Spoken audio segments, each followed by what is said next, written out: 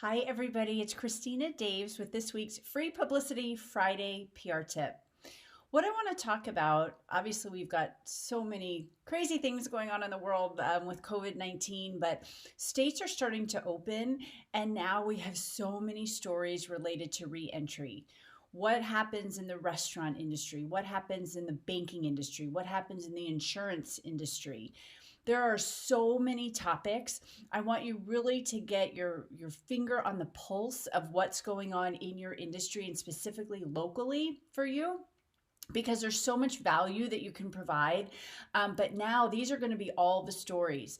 If you haven't watched the newsjacking one, watch that again, because you'll see, this is that hot trending story and has been for a long time, but now it's all these peripheral ones. So think about what re-entry means for your industry and how you can position yourself as an expert and pitch away. So that is this week's tip.